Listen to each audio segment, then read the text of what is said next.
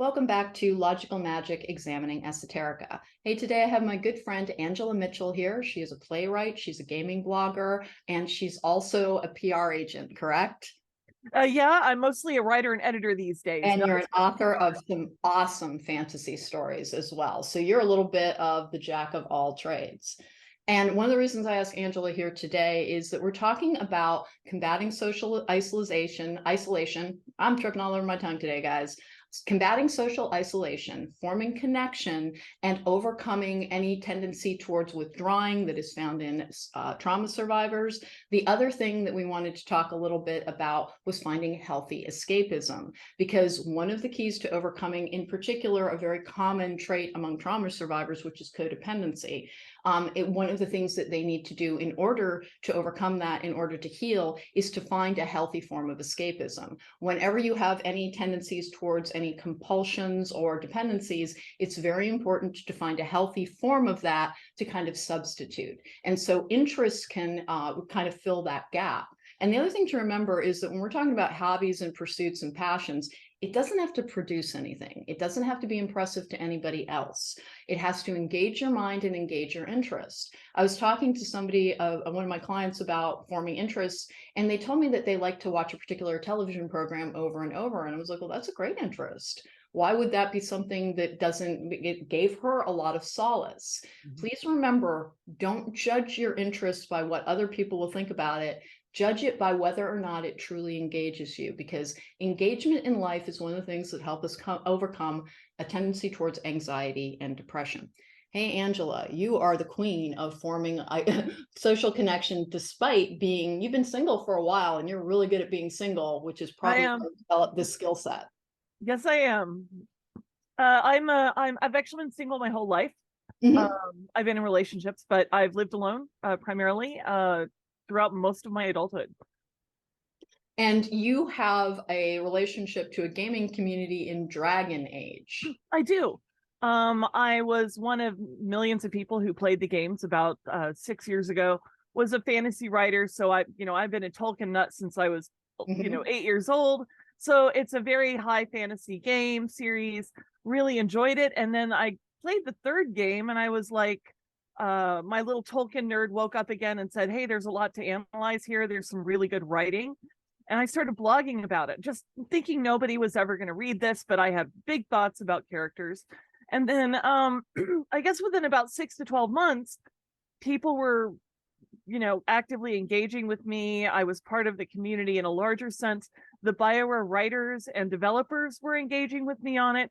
And so I sort of fell into this large fandom community, and then eventually became a big part of it. I also went from there to found an annual event called Dragon Age Day for charity, and co-founded that with 3 or 4 other people in the fandom. And every year for 5 years, we raise money for a different charity, just celebrating the game on a particular day. In this case, it was December 4th. And we've raised over $70,000 in 5 years for charity. So And that is an excellent example of how you can form a sense of connection and community, because what happens to a lot of particularly trauma survivors, and I would say I exclusively help people with CPTSD and PTSD, because that's not true, but people with CPTSD and PTSD are drawn to me because I have CPTSD and have learned how to manage it and overcome it. And emotional regulation is one of the things that CPTSD survivors actually really need to learn how to basically manage. You learn how to manage your emotions. It's called responding, not reacting. And it doesn't mean towards another person as much as it is like observing your emotions within and responding to them with the appropriate care. And so for instance, when I find myself running low on patience or on energy, like when I check in with that, when I realize, hey, I'm a little bit frustrated here, one of the signs is that I need to go and do something fun. And I've always been, you were bullied, I was bullied. We have that in common. We have been friends for almost 20 years. Yep. And Angela and I will get together and we will talk for 7 and 8 hours at a time sometimes. analyzing stories, because we both found a refuge in books and reading. That's part of the reason that you're a writer, when we were growing up and overcoming some difficult circumstances that, might have otherwise defined our childhoods, but instead our healthy escapism and the worlds that we created to retreat into that were welcoming to us were our refuge. And you found that as well. And then you went on to have it inspire basically your career as a writer. Definitely. Now, the other thing, and one of the reasons we're bringing this up, is that people can get really, it's almost like they stall at the idea of, well, how do I connect when, like, people, they were bullied, or they might not have the best association with groups of people. Going out and being a joiner can really be something that's a little like antithetical to the average trauma survivor or the average person. And let's face it, following a pandemic that kept us all inside for a solid year, everybody has some form of trauma, which will actually result when your entire life is ripped away from you with absolute notice, which is what happened to everybody. Yeah. And one of the good things that came out of the pandemic was normalizing the thought that electronic and internet connection can actually stand in for the idea of community, and it is not a lesser form of connection. I agree with that.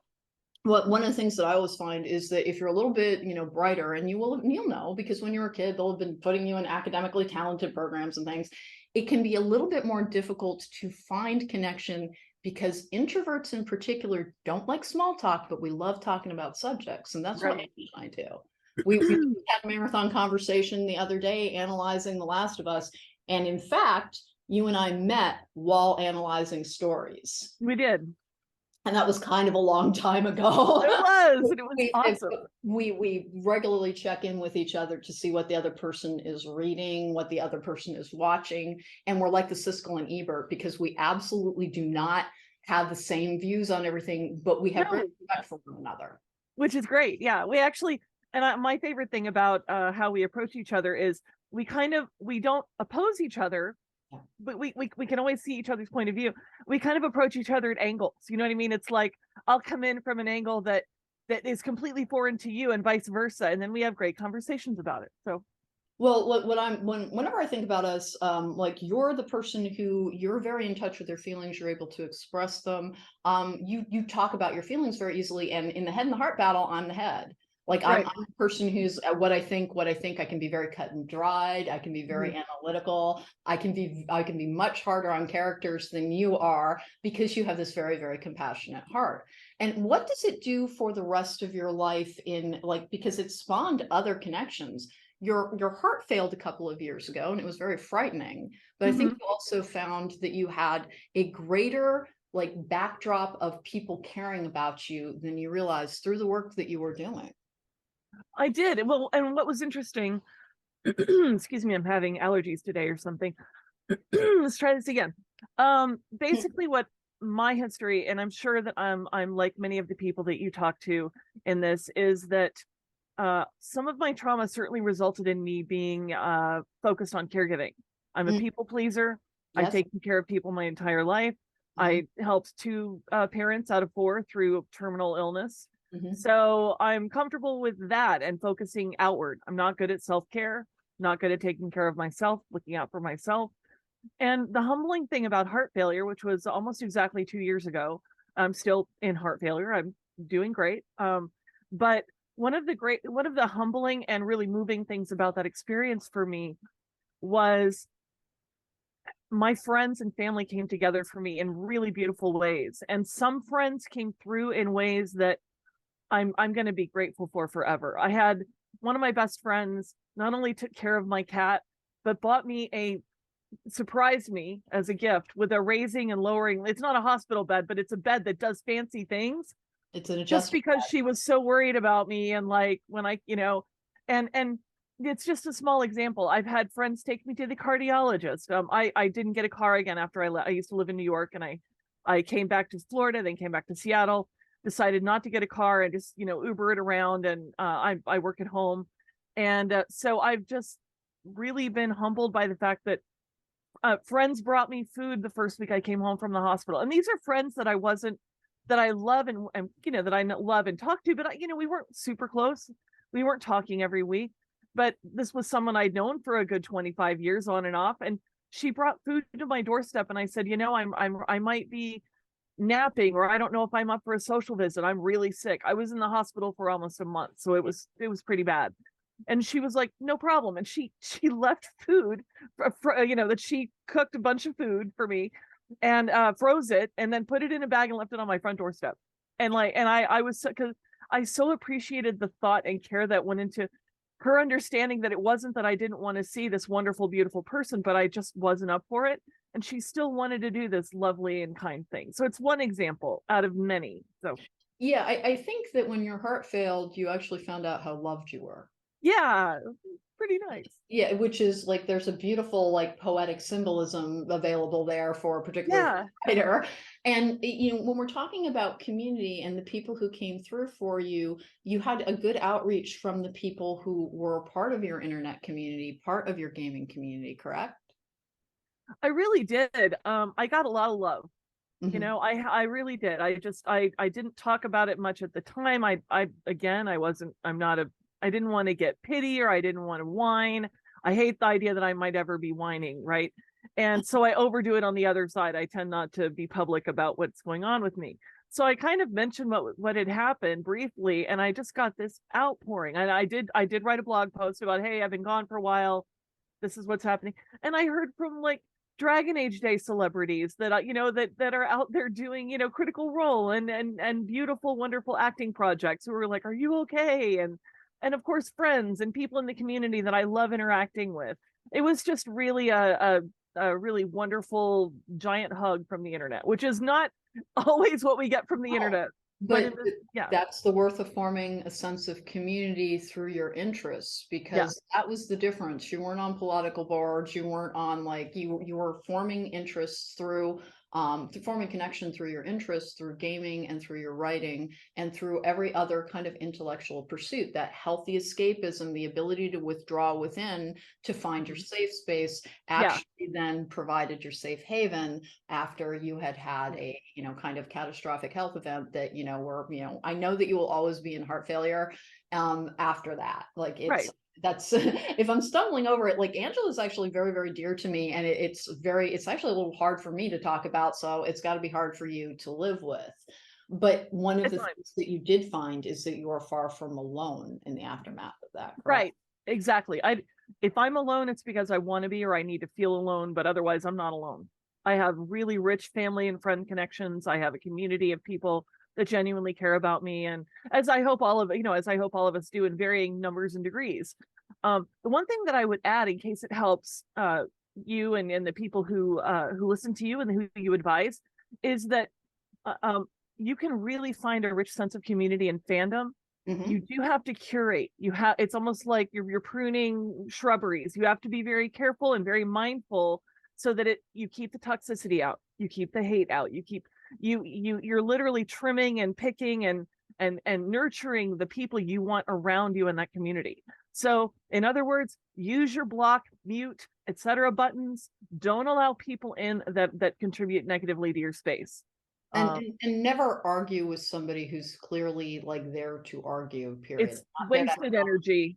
Yeah, exactly. just block, mute, move on. And not in a malicious way. You just don't need that energy. You're never going to have to see them again. You're never going to have to hear their voice again.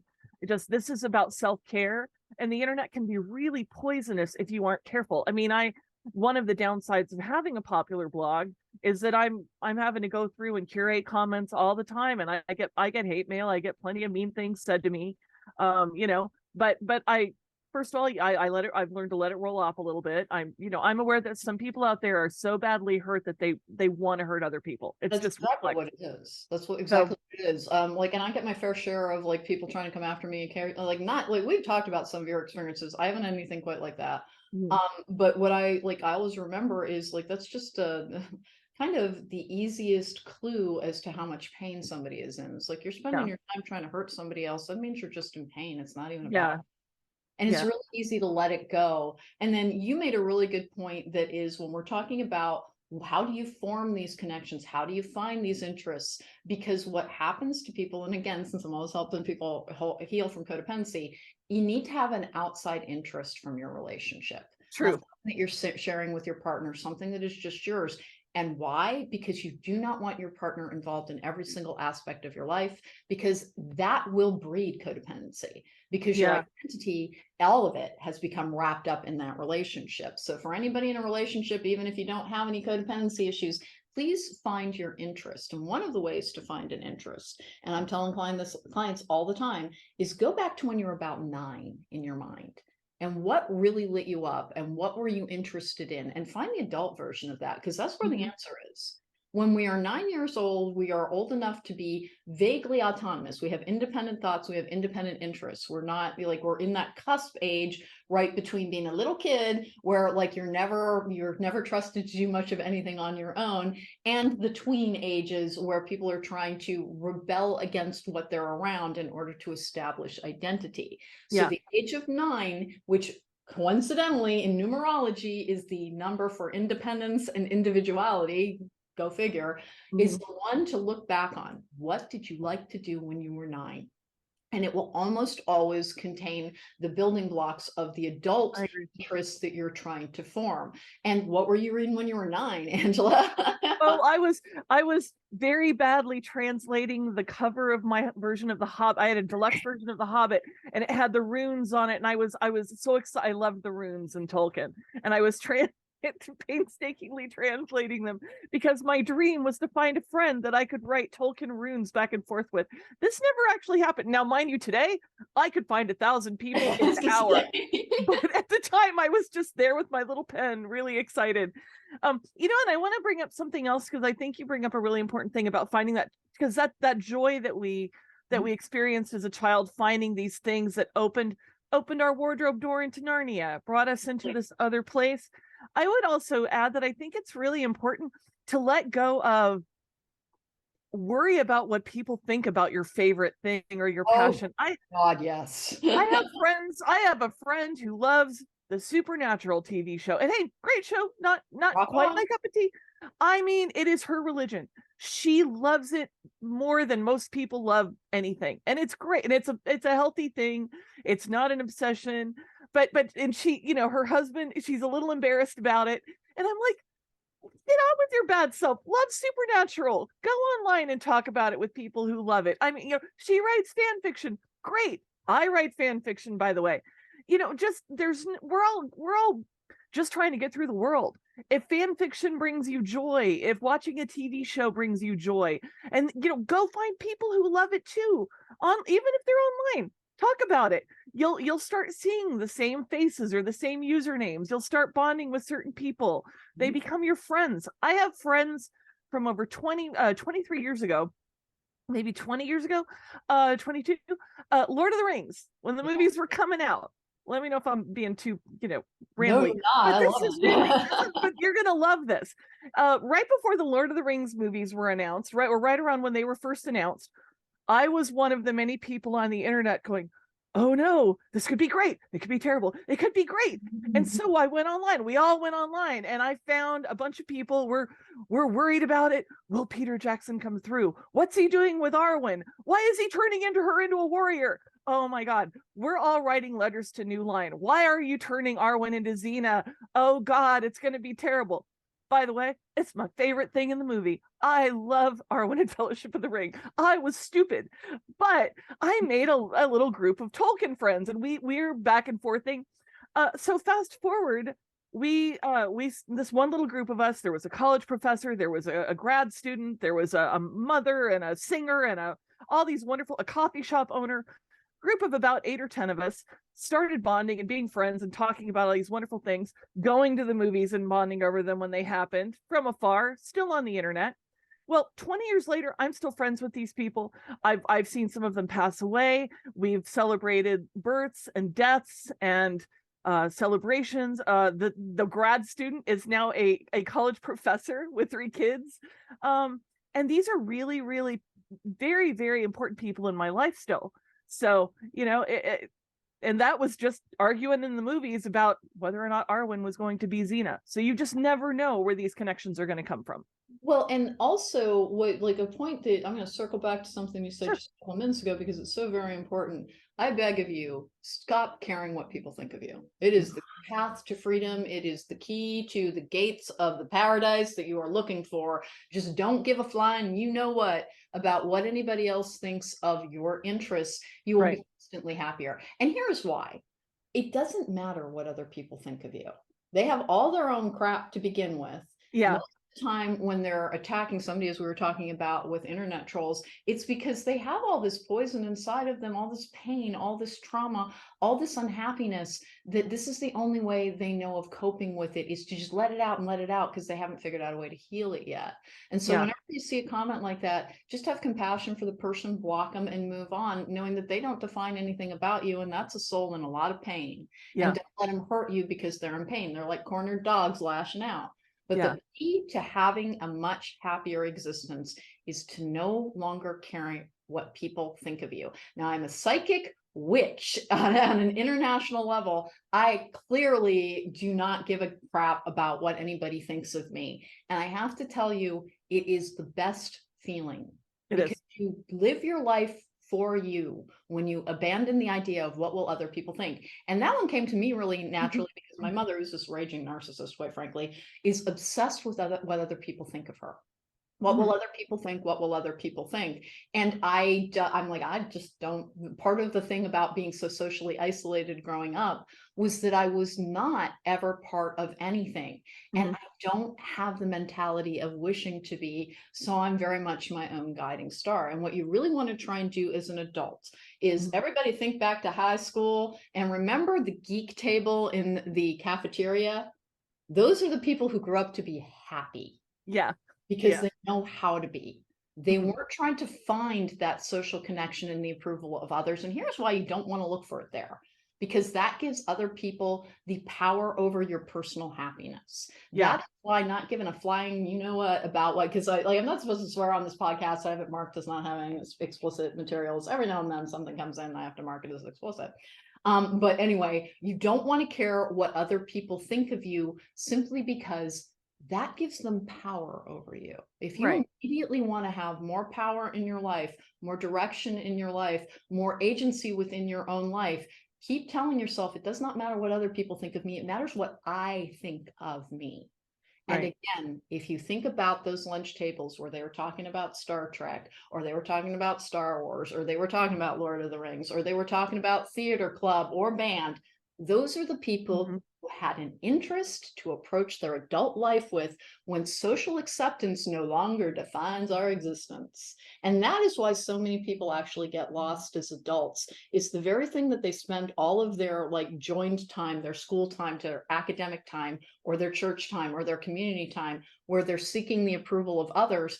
It is no longer a defining aspect in adult life. So please set yourself free from it and immediately ask yourself, what would I want to do if I did not care what anybody thought? And that contains an answer. And it can be, I love watching old ice skating competitions, and you can go find them. We live Go. in such a magical Exactly. YouTube is your friend. You can find those old ice skating competitions. You can fill the rest of your life with them if you want. The one thing I will answer in case this helps anybody who's watching this. I am somebody who has deeply cared what people thought. It was something came out of the bullying for me, resulted in me going, realizing, okay, if I'm funny, they'll stop. Okay, if I'm charming, they'll, and sort of adjusting my personality to make people like me.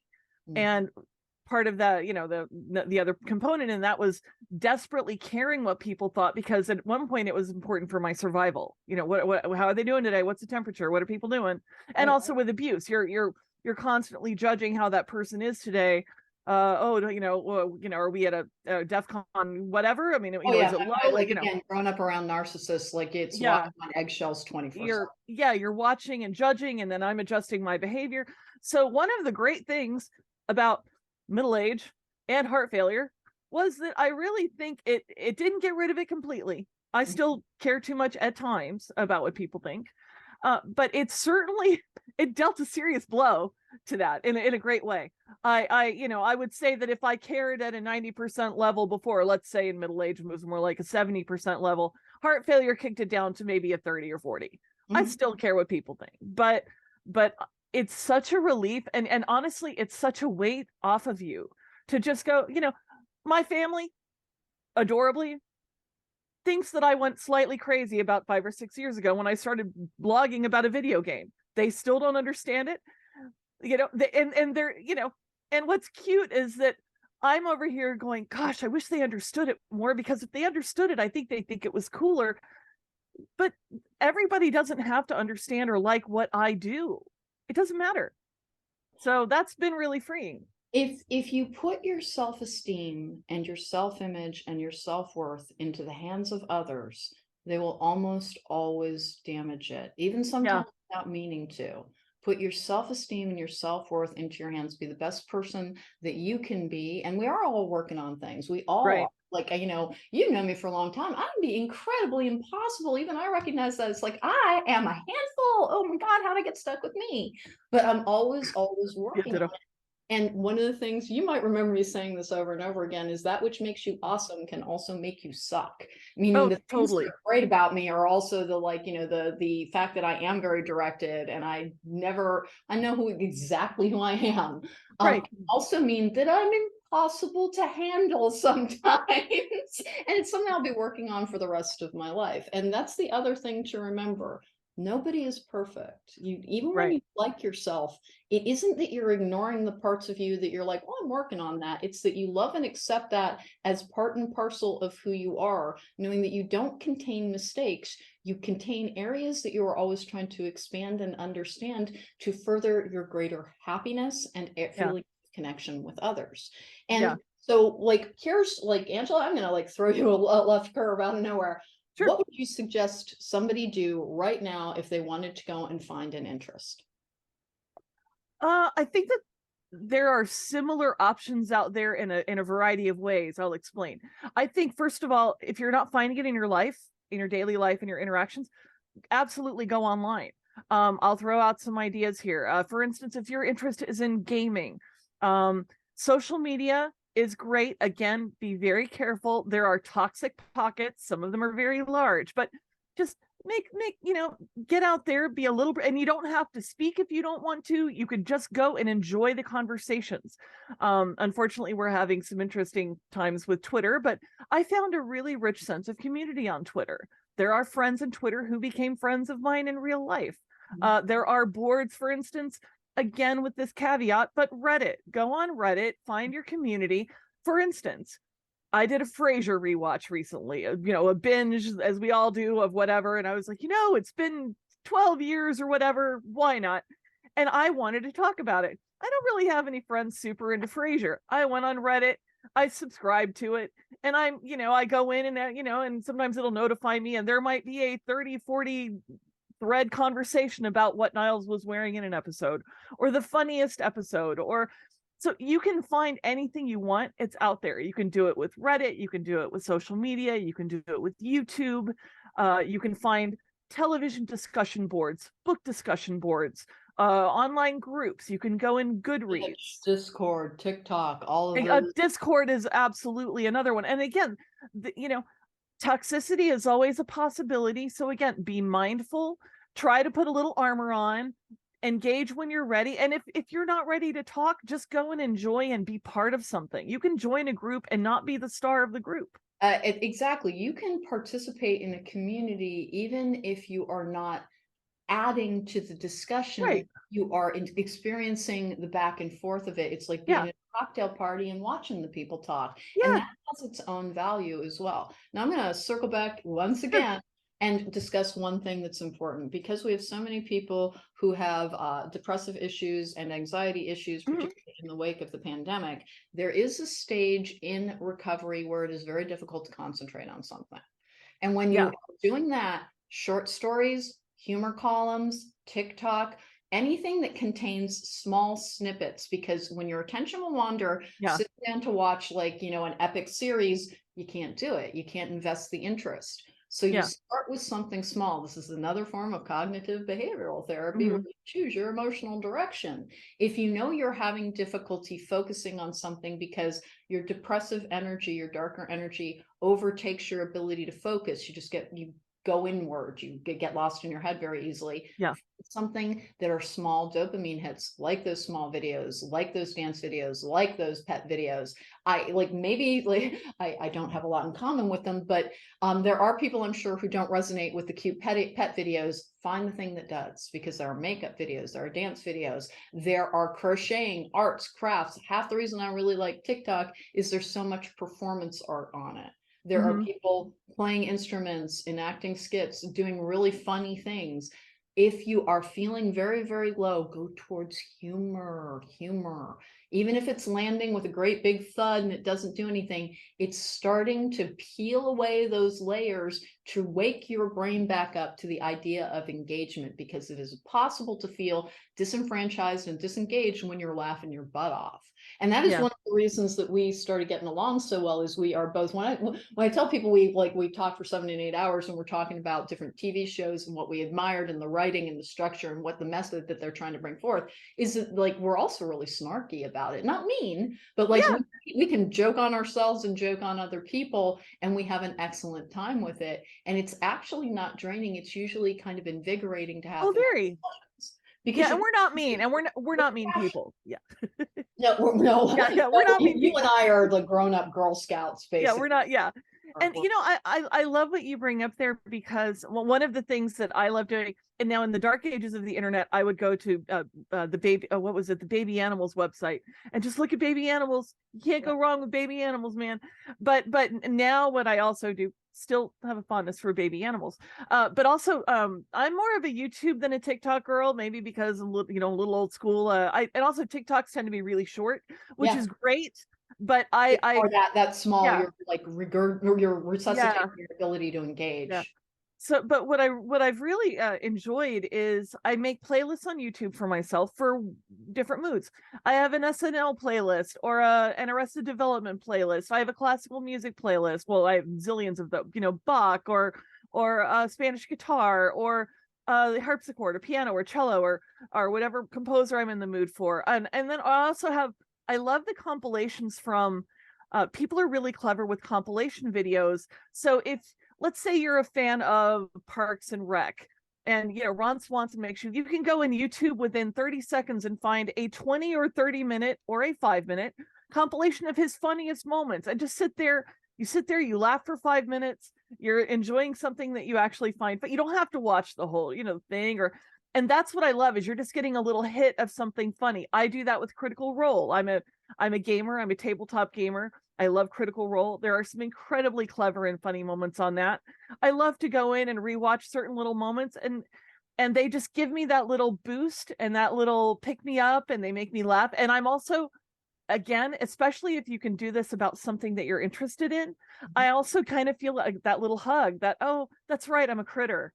I go in, I watch a little Critical Role video, I'm laughing and I'm going, oh yeah, I'm a critter, and you're reinforcing that sense of belonging somewhere. That's an excellent point. I'm glad you brought it up, because that is the next step beyond find the interests that you have and go towards them, is find the people or the material that will make you feel engaged and give you that feeling of inclusion. Because one of the things that happens in the world is that we seek unifying events. It is part of our social structure. It is part of our nature. The easiest way to identify what I'm talking about is like from kind of a long time ago, when Princess Diana died and all of the UK was like bringing out flowers and everybody mourned together.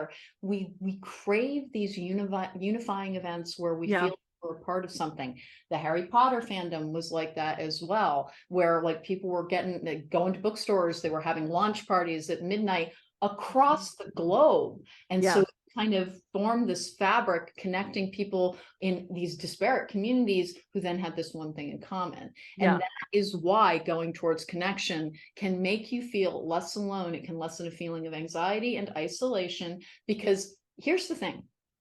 When people are upset, particularly introverts, particularly people who have survived any form of trauma, your mind tells you to hide from other people. Don't let them see, because I'll be vulnerable and I'll be judged. And it is the worst thing for depression. And so that is why seeking a form of connection is one of the best things that you can do, because it gives you that sense of being part of the world, of not just being alone.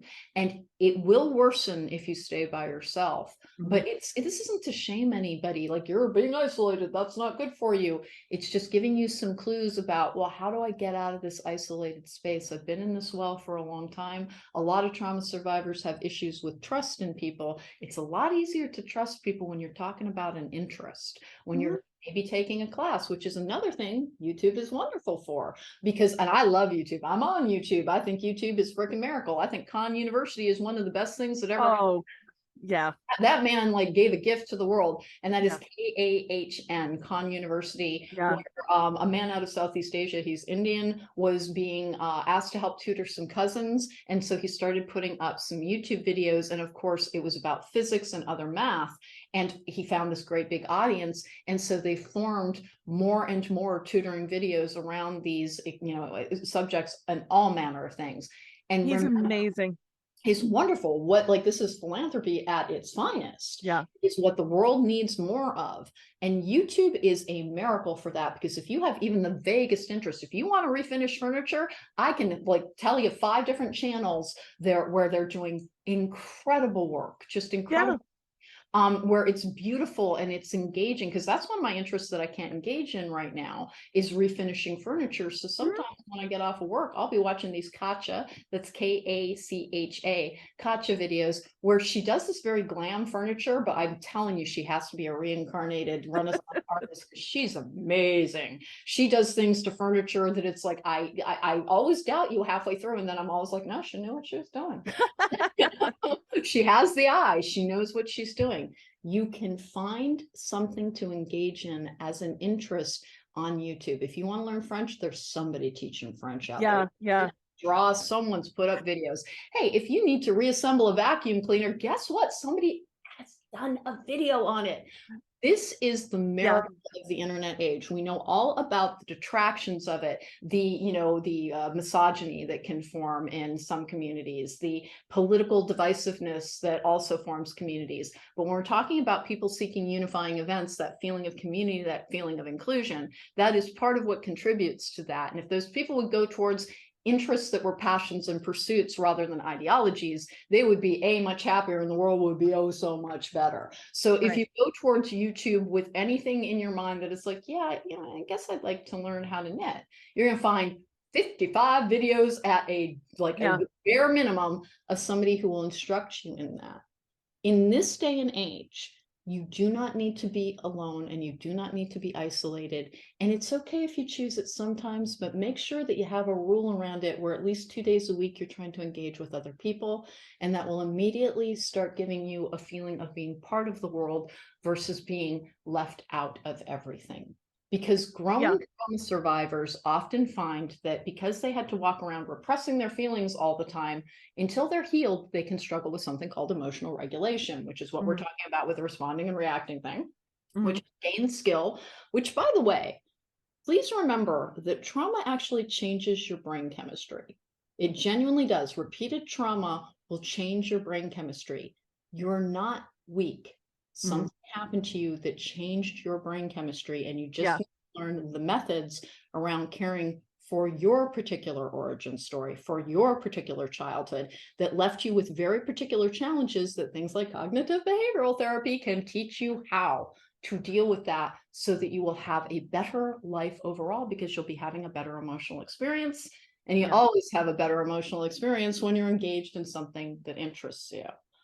I'm a huge fan, first of all, of behavioral therapy. I found that much more useful personally for me in overcoming my I had a difficult childhood and a difficult past, and I wasn't a fan. I tried Freudian for years, and and at a certain point I was like, I just don't want to dive back into that marsh and wade through the mud. And instead I wanted to look at, okay, how am I reacting, and how can I turn those reactions into a healthier and more calmer, and a less stressful situation for myself. So building a toolbox, and it worked so much better. And And as life has gone on, my past has become less and less important to me. I don't even think about it most of the time anymore. Right. It's just not, it doesn't have to define who you are. If it, I know some people for whom it does. Who you are. It informs who you are. It certainly did, for sure. And then you get to decide where Yeah. you're taking that. And that's not to Yeah. shame anybody. It's just No. there's a way out of this. If you feel like your Yeah. whole life has been defined by the bad things that happened to you, by the way, there is actual merit in understanding the wounds. You can't heal I something, agree. you won't look at it and you won't I know, agree. but that's one stage. And Right. beyond that is, well, what do I do with this now to have a happy and a thriving experience? Now, Yeah. one of the things before we go, I want you to talk a little bit about, if you would please, is the playwriting group that you are a part of, because Yeah. this is an important aspect when we're talking about internet connection. None of those people are local to you, are they? One of my best friends is local. In fact, she got me into the group. This is a group in New York City, and I lived in New York for a couple of years, from like 2007 through 2009, 10ish, and then moved back to Florida to help my mom through an illness, and loved it. I could talk about New York for an hour, so pretend I just did. Love it. Would go back tomorrow if I had $1 million. But I wasn't able to, I missed the playwriting community. I missed the theater community that we had there. I loved, I saw as much Broadway as I could and much theater as I could. So my friend said, hey, I've got this, my old playwriting advisor and friend. I was in this group when I was there, where I knew somebody. She wasn't in the group because I would have been as well, but she knew people. She said, hey, why don't we give it a shot? He's opening it up in the pandemic to the nation. Before, he was only in New York and they had in-person meetings. So she's like, Richard's opening it up to anybody. Do you want to join? We pay a very modest quarterly fee just to sort of contribute to, keep the group going. But probably for the Zoom subscription too. Right, exactly. And this was about over 2 years ago. Right, in fact, it was maybe 3 years ago, because, and here's the thing that I want to say. I joined the group. I loved it. They're very, very talented people in it. Richard is an off-Broadway director and writer. He's successful on his own. I'm doing great work. And also I recommitted myself to writing again. I'd given it up for many years, except for the blog and other stuff. And I joined this group, had a great time, but I was never on camera.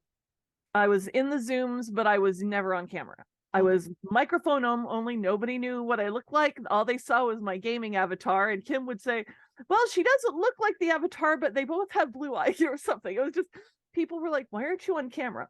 I have terrible self-esteem. I went into heart failure, came out of it, and was like, the first thing I did was start showing up on camera to my playwriting group and elsewhere, just going, you know what? Life is short. I'd rather be there. I'd rather be present, show people who I am. You have a beautiful vitality, Angela. And like, one of the hardest things about knowing you is just it's a former thing, but you were so hard on yourself. Yeah. It was hard to see because it was an after effect of having been picked on for everything that you were. Right. But you can, at any stage in your life, begin to overcome something. It's never too late. Mm-hmm. It's never too late. You could be 72 years old and you're like, no, my whole life I've been like this. I'm telling you, look through podcast directories. Yeah. You can find something to engage with. You can find a community. One of my favorite podcasts is We Have Concerns, and they have actually a really, really good podcast community as well, where at least it gives you that feeling of social connection. Yeah. If you don't vibe with the people around you, that's fine. Please remember that if you are particularly if you are part of basically the brighter community, which is not to say that like being above average intelligence is isolating for people, mm-hmm. because they do often like to discuss subjects rather than chit chat. And mm-hmm. the way to cope with that is not to feel like you have to be alone all yourself all the time, but to find the interest groups that will spark that intellectual engagement that is really your social jam.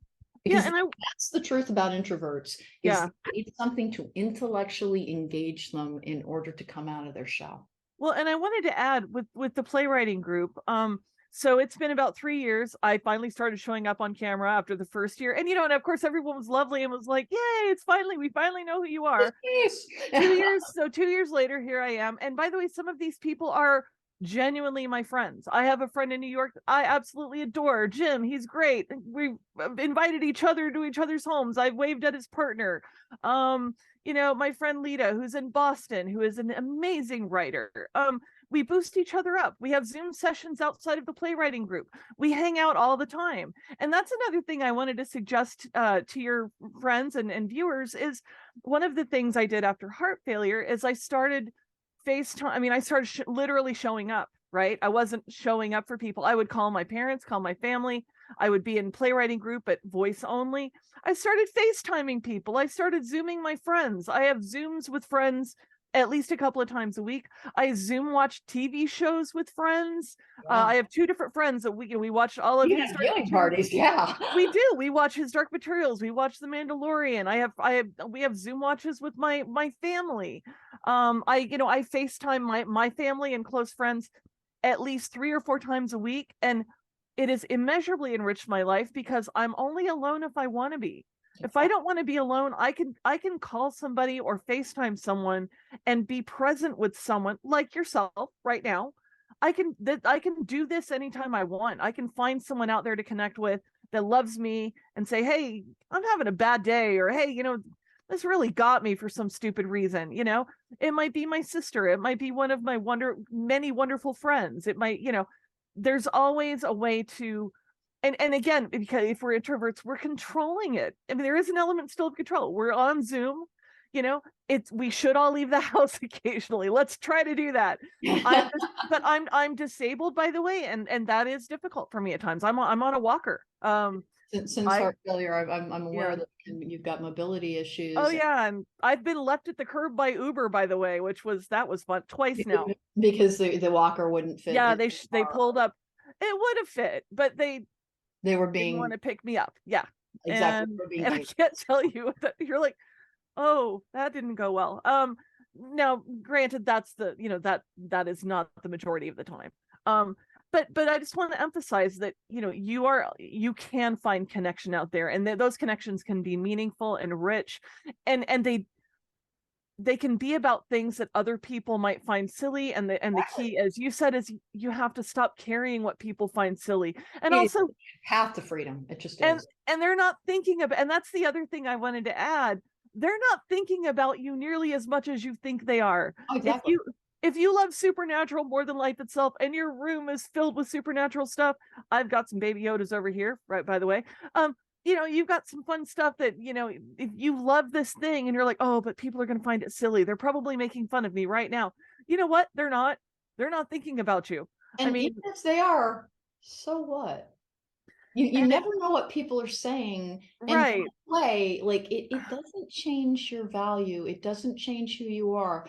Try to approach the world with an open heart and be the best human being you can be, and you will have no reason to feel anything other than good about yourself, no matter what somebody else thinks, because you'll like yourself. I agree. The other thing I would say, though, also is one thing that helped me was to look at our culture as a whole, in the Western culture at least, and say, so we have certain forms that are more acceptable, enthusiasms that are more acceptable. Mm-hmm. Sports enthusiasms, nobody bats an eyelash. You can paint your face, paint your body, show up 56 times a year to every game. Nobody looks twice at you and thinks, well, that's weird. They're just really passionate, right? Exactly. If you do that about a video game or a TV show or a book series, then it's somehow less acceptable, and that's crazy. It's ridiculous. Well, conformity is a right. structure that is imposed upon us by society trying to control us. So kind of keep that part in mind. If you're not like everybody else, yay, you're going to be so much happier, because approval and the approbation of others is a goalpost they will constantly move if they're using approval to control you. Yeah. And that is what society does. It is better to be the, fly your freak flag high. As long as you aren't hurting another person, you're good with your karma, you're good with everything, you'll live a happier life. And when you don't judge your own passions, your own interests, and your own pursuits either. Revel in the emotion that it inspires, not what the judgment of others might tell you to think about something. And it immediately help you go towards having a better existence, because the key to happiness is not in getting what we want. We think it is, but it's not. Right. Happiness is finding something to be happy about in every point of your existence. And sometimes it will be elusive, because guess what? Negative emotions are not our enemies. They help us Right. understand ourselves, but it will actually help you be happier if you allow yourself not to judge that which makes you happy. Don't Right. judge yourself either. And you Right. really went into that. You really went into, like, you wouldn't show your face for a while Yeah. because you didn't, you're like, they'll judge me, they'll pick on me. Yeah. It was the way that your childhood like created this kind of overreaching demon type of thing, and you just turned around and stuck a sword in its Yeah. heart one day, or like, well, screw that, life is short. Yeah. And I'm so happy to be alive. yeah, There. that was a real purifier, and it's really, you've touched on something that really moves me, which is go after joy. That whole what sparks joy thing from Marie Kondo. Seek joy. Go after it. If you feel a spark of joy, go after it. If you Blaze it love up. Make model it a trains, love model trains. If you yeah, and collect old pocket watches, go with God and get on eBay. you never know where that will lead you. I mean, I had a great time playing a video game, and I've helped to raise $71,000 for charities for the NAACP and trans empowerment and child's play, and able gamers, and some really, really worthy, wonderful causes. And because I had too many thoughts, and I started blogging, and I thought, no one's going to read this. And you know what? It would have been okay with me if nobody read it. Yeah. It still would have been okay. It I was had a so lot much fun writing it, of, yeah. but at the same time, you just don't know where it's going to lead. It has led me to change my life ultimately in significant ways. And I would say that about all of these wonderful things we're talking about. Let's say that somebody watches this and says, I never thought about watching people refinish or refurbish furniture. I love that stuff. I'm going to go look that up. Or I always wanted to learn how to knit. Mhm. Personally, I used YouTube to perfect my Irish accent because I'm a gamer, and my character is Irish. And foolishly, I thought, oh, how hard can it be? And Oh I'm no. I'm a theater. No, I do actually do a pretty good Irish accent, but I had to go in and kind of remind myself it had been a while since I had done it. There are YouTube videos for that. There are so many, and best of all, many of them by actual Irish people, by the way. So you can find what you want. It's out there, and not only that, but community will follow if you want it to. Well, and like, this is just another random thing. If like your family was Lebanese and you always want, but like they're like all of the recipes and things have been lost, go on YouTube. There's somebody teaching Lebanese Yeah, cooking. And get in touch with your identity at any point in your life. And again, I urge absolutely everybody, because let's face it, like, some of the things I do, do people mock me? I don't care. They probably do. Have fun with that. Maybe it'll keep you entertained. But I live a life that I feel is purposeful, and it is different than other people. And that is okay. If you think that you cannot be happy because you are not like other people, please look at them. They are chasing after something ever elusive, which is the approval of the masses. What you need right. to heal, what you need to be happy, and what you need to overcome isolation in a difficult age is a feeling of liking who you are and engendering the passions within you that will allow them to give you this resonant joy within your life. And it will not be 24/7, but that joy is not meant to function like that. It's a pitched emotion. You are meant to experience something at a higher Yeah. level in a joyful experience, but that doesn't mean that despair doesn't also hold a place, because you can understand the things that are disappointing you and what you need to do differently if you'll examine the reasons that you are sad. And that is another part of the whole concept of emotional regulation. But healing begins with finding a way to love the concept of being alive. And if you can't love it yet, find a way to like it. And if you can't like it yet, then go towards an interest and allow yourself to engage with people who are emoting that passionate interest in something. And you'll be in that energy. It will start to inspire you as well. Hey, Angela, thank you so much for You're welcome. joining me today. I really enjoyed it. Where can people find your stuff, lady? I have fiction on Amazon. I'm a fantasy writer. You can find me. I'm Angela D as in Dawn, Angela D Mitchell. And I have some fantasy works up on Amazon that I'm really proud of. I'm also the blogger of Dump Drunk and Dalish.com. And apologies for the title. It was simply a joke about the fact that my character had been dumped and she showed up at the local tavern to drown her sorrows. In hindsight, 5 years later, 6 years later, I would have chosen a different title if I had thought more deeply about it. So No, I'm not making light of any. memorable. It is memorable, and I wasn't making light, for instance, of alcohol use or alcoholism. But I would love for people, or you're welcome to follow me. I'm at Drunk Dalish on Twitter and Facebook, and would reach out and wish everyone well, and just go find what makes you happy. Go read a great book, and then go talk about it with someone. So go find whatever sets your geek heart on fire in a good way, and your life will immediately improve because of it. And you can find me at therisingmoon.com or on YouTube. I am Cronecast at the Rising Moon. That is Cronecast with an N, not an M.